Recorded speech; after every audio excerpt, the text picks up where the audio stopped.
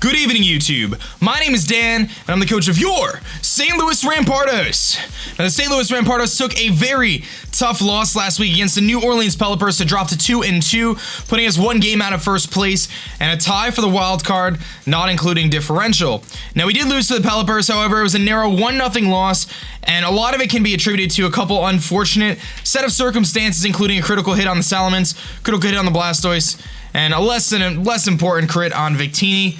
Unfortunately, that's the game we play, and it's part of the game, so there's no sense in harping on it now. Just know that even though we are 2-2, I feel like we've played a lot better than 2-2, having both of our losses come to a 1-0 defeat. We have to move forward now. We have to focus on our next opponent, which is the Pittsburgh Pirattatas and Old Man Tup.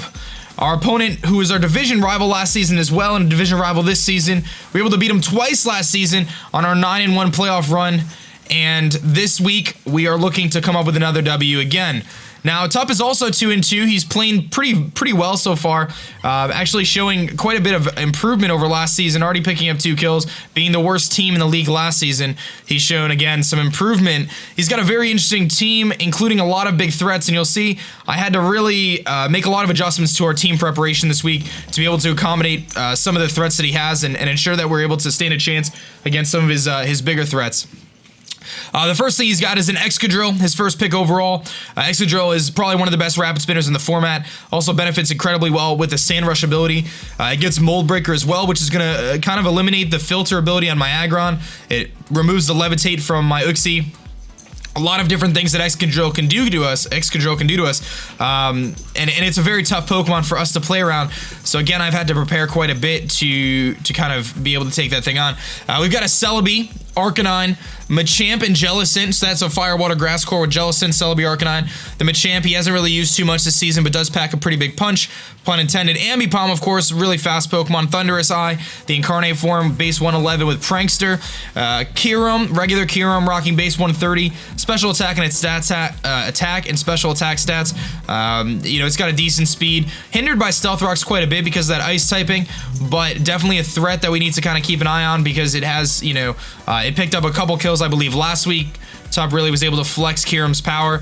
Even though it's not Kyurem Black, it still hits really hard. Luckily, we have a very good response to it in Aggron. He's got Golbat for a Defogger. Archeops also gets Defog, but that's less likely. And then Mega Tyranitar is his Mega, which of course has the ability Sandstream to set up the sand for the Excadrill. So these are all things to keep in mind here. I expect him to bring the Excadrill 1,000,000%. I do think that he's kind of pushed into a corner to not bring Sand Rush Excadrill. I think he will have to bring Mold Breaker Excadrill just because it does hit harder against my threats. Mega Tyranitar, obviously, he's shown a lot of the times running a Jolly Dragon Dancing set, so we're going to look for a setup sweeping Tyranitar. He might actually bring a mixed T-Tar to be able to try to hit the Aggron a little bit harder on the special side. Something to keep in mind.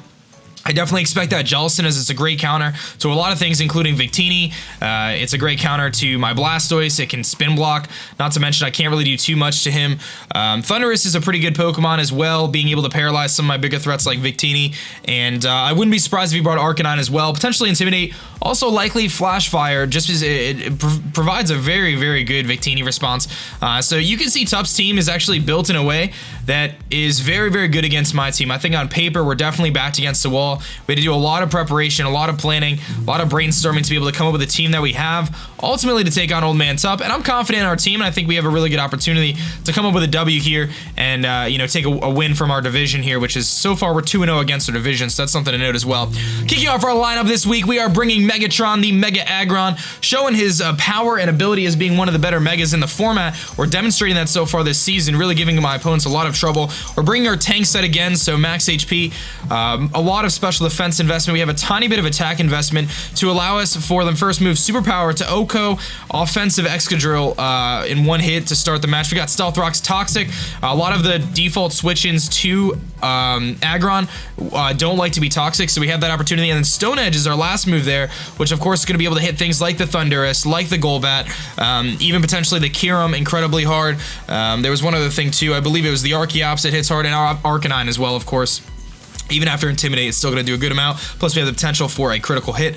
The captain of their team, Victini, a.k.a. V-Drive, coming through, rocking 220 speed EVs just to outspeed Arcanine at max speed. Also, probably more importantly, a max speed, you know, Kirim or something like that. We're going to outspeed those. We've got Substitute as well. We're bringing Sub Leftovers Victini for the first time with Bolt Strike, V-Create, and our last move is going to be Brick Break, which is going to hit super effective on the Excadrill and the T-Tar, 4 times in the T-Tar. Bolt Strike actually has a chance to OHKO Jellicent, obviously hits things like Arcanine pretty hard, and then the V-Create is there for things like Celebi and just general, you know, tomfoolery, I suppose. I don't think I've ever used that word before.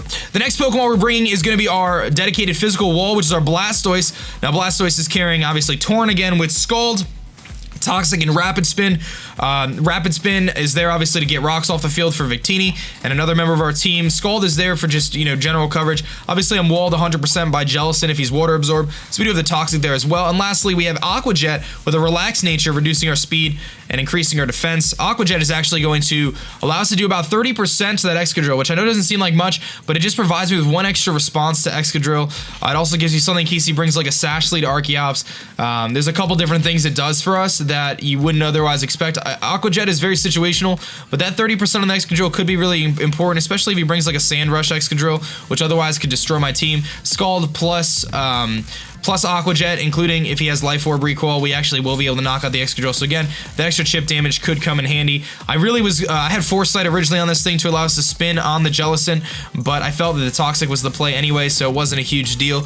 And we can move on to the next Pokemon. So we're going to be bringing our Jolteon again, which I think has a lot of potential. Jolteon was the Season 1 MVP, I believe, for the GBA. This thing has a lot of potential. It could be really, really good. Fast electric types are really, really good, and I pretty much have to bring Jolteon as a direct counter to his Thundurus, which obviously can T-Wave and Volt Switch and things like that. Luckily for us, we're going to have this Jolteon, which has Volt Absorb, which will just make him think twice about going for any of those electric type moves if he does bring it. Otherwise, if he does not bring it, it gives me something to hit Jellicent super hard. Signal Beam does hit the Celebi 4 times super effective, which is a really nice play. And of course, we have Volt Switch and Thunderbolt.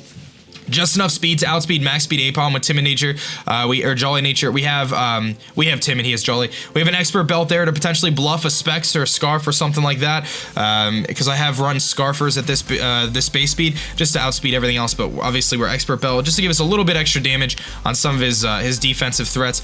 And I think Jolteon could do a lot of work. We have some HP investment as well. Just does a little bit better from the Thundurus, which he could run like a mixed variant or something like that. But it's just nice to have it because it gives us again switching to T-Wave and stuff. The next Pokemon is probably the most important Pokemon. It is our win condition this week, which is our Salamence, who unfortunately was crit last week again by the Mega Scizor. This week we're bringing a Lumberry Jolly Dragon Dancing Salamence, so pretty standard in terms of what you would see in competitive play. We're carrying the Dragon Claw, Dragon Dance, of course, Outrage, and Brick Break. So Brick Break is obviously going to hit things like the Excadrill and the T-Tar. And the reason why Salamence is our win condition this week is Tup only has 1 Pokemon that resists Dragon type attacks, which of course is Excadrill.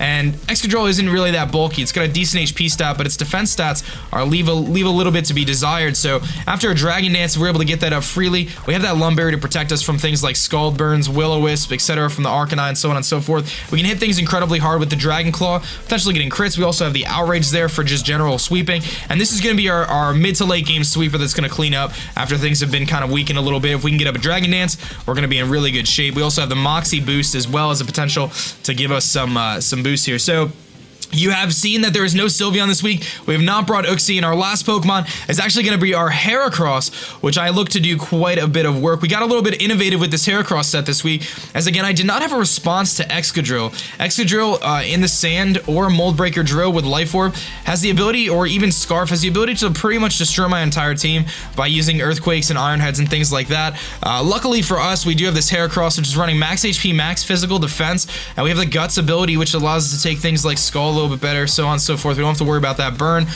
Because of that defense, we actually can take hits from Celebi as well. Psyshocks, we can take hits from Arcanine if we need to. It's really to be unexpected. We also are carrying the Koba Berry, which is a very interesting item. It actually allows us to sponge flying type attacks a little bit better. Now, Tup doesn't really have any flying type Pokemon that we'd be worried about, except for maybe Archeops, but he does have an Excadrill, and Excadrill does learn Aerial Ace. So I do think that Tup might get creative to carry the Aerial Ace on his Excadrill, as Heracross is like my dedicated response to Excadrill. If he runs max speed drill, he will outspeed our Heracross regardless, but of course we don't have speed investment, so Doesn't really matter.